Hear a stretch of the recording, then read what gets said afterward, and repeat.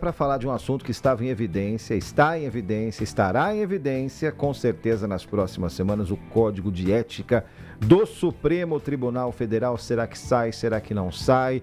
Tem conversa marcada, já Lívia Braz conta tudo pra gente. Pois é, Felipe, já na abertura do ano judiciário, o presidente do STF, ministro Edson Fachin, anunciou esse código de ética, né, e já elencou que ele deverá ser sua prioridade durante a gestão.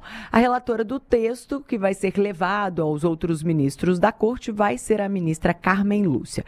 A ideia desse código de ética é dar mais transparência, mais responsabilidade e confiança pública ao Supremo Tribunal Federal. Segundo o presidente Fachin, a elaboração desse código deve também prevenir conflitos de interesse, consolidar normas de conduta, ampliar a transparência e ainda construir um consenso dentro do colegiado. E é importante, né, a gente fazer esse contexto dessa abertura, já que o Código de Ética, ele vinha sendo ventilado desde o recesso do Judiciário e encontrou alguma resistência ali de alguns ministros, e ele nasce num contexto de polêmicas que envolvem o caso do Banco Master, que está sendo investigado no Supremo, e familiares também de alguns ministros da corte, como é o caso do ministro Alexandre de Moraes, que o escritório da esposa dele defendeu algumas causas relacionadas ao banco, algumas causas milionárias.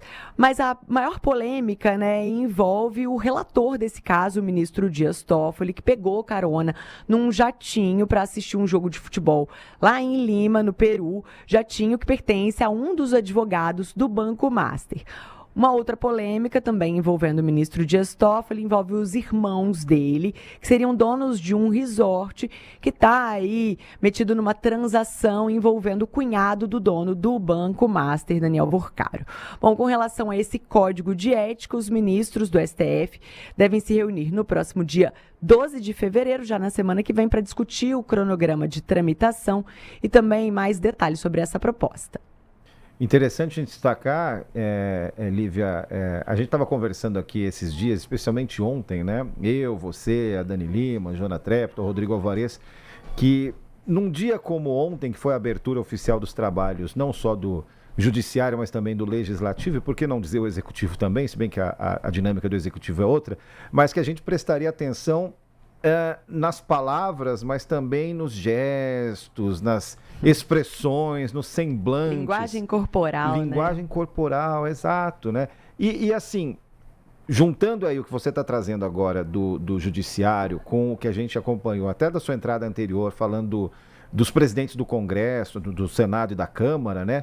Tava todo mundo na maior paz, mas eu posso ser aqui o chato aquariano, né, Joana, Lívia, mas eu percebi um tom meio carregado, uns semblantes carregados, um outro semblante carregado, porque era assim, ó, acreditamos na separação e na integração entre os poderes, né? Acreditamos na democracia, acreditamos na paz, no diálogo, mas toda hora, né, especialmente Congresso e Senado. Não, mas a gente tem o direito, né, o Congresso é soberano, as emendas, isso aqui, isso aqui, isso aqui. Então me parece, Lívia, que esse ano, o Alvarez estava falando que ia ser um ano de guerra. Não me parece muito, né? Talvez seja um exagero, mas paz, de assim, paz não, sei lá, é mais né, que Lívia? eles peçam.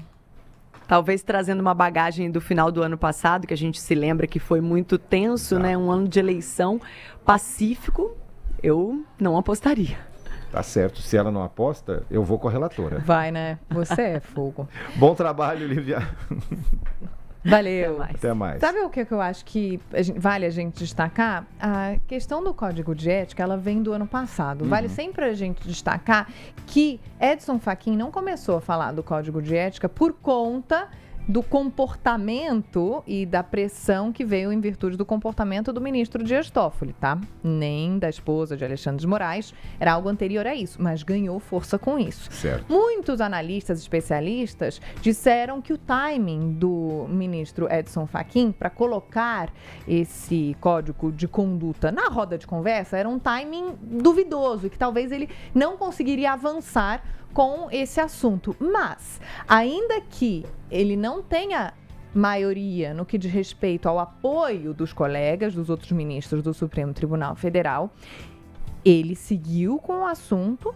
Edson Fachin falou sobre isso, designou a relatora e constrangeu os que são contrários. Então, Edson Fachin cria uma espécie de marco. Daqui para frente, aqui é o início dos trabalhos em 2026, nós temos o futuro podendo ser algo promissor para o Supremo. Vamos então discutir isso? Vai ser bom se a gente conseguir. Ou o passado, que são essas marcas e essas pressões em relação a certos comportamentos. Se não avançarem com o código, o Edson Fachin me parece colocar dessa forma, com o código de ética, então retrocedem para o passado, ficam presos a esses comportamentos, muito especificamente e especialmente do ministro Dias Toffoli. Insistiu, constrangeu, e agora vamos ver como vai ser o desenrolar. Porque quem não estiver de acordo com esse código de ética, por que não está, né? Se o próprio Edson Fachin, que já disse que tem filha, que trabalha em advocacia e tudo mais, está de acordo, porque os outros não estariam? São perguntas que serão respondidas nos próximos meses. Tenho mais 2 elementos para colocar nessa sua fala, para o ouvinte tentar montar esse quebra-cabeça aí. O STF está dividido pós esse marco que você destacou? Provavelmente, não sabemos, né? O Fachin está isolado pós esse marco? Provavelmente, também não saberemos, né? Mas um dado interessante é que hoje são 10, né? Não é um número ímpar de ministros, são 10 os ministros no STF. E você imagine só o peso, então, que passa a ter a indicação do Jorge Messias, que já no ano passado rendeu um baita de um mimimi, né? Uma baita de uma reclamação, né? Do lado de lá, né, de Brasília, né, do Congresso Nacional. Então imagine só o peso que passa a ter, do ponto de vista interno do STF, a chegada de um novato, né, de um estrangeiro a essa corte que supostamente tudo indica está achada, dividida, ou pelo menos incomodada. E né? Trazendo até aqui uma participação, a Ana Paula Neves, que sempre fala aqui com a gente no nosso chat, ela falou, esse código de ética é só para encher linguiça, quero ver quem vai fiscalizar ou punir alguém do Supremo. Mas já é um marco, é o seguinte, sendo para encher linguiça ou não, havendo fiscalização ou não, como vai ser executado ou não, a gente não sabe, mas é o seguinte, se estiverem comigo, estão do lado bom, se não estiverem, de que lado vocês estão?